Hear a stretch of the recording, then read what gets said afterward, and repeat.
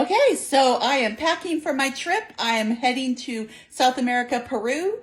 And so let's go see everything that I packed, trying to keep it very light because I'm hoping to bring home some really cool stuff. So let's see what I got.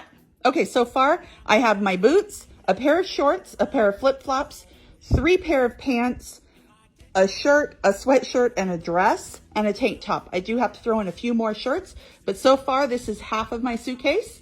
And then the other half will be my undergarments and anything else that needs to go. I'm trying to fit everything into one tiny carry-on. Let's see if I can do it.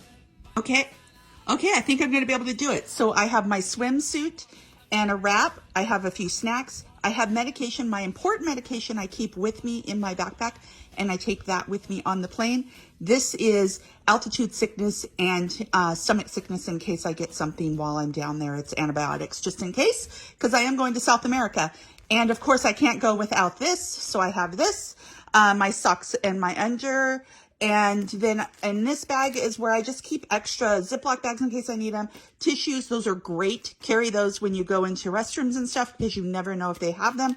Carabiners, bags, and I don't know what else is in there. Oh, Tylenol just in case. And then my curling iron. And then a spare pair of glasses. These are just throwaway readers in case something happens to the pair that I wear all the time. But yeah, I think I'm going to get everything to fit into one suitcase. Let's pack it up. Okay, so I was able to fit everything into this suitcase, and then this suitcase is going to go into that suitcase, and that suitcase is going to go into that suitcase, and that is how I'm going to take 2 empty suitcases to South America so I can shop.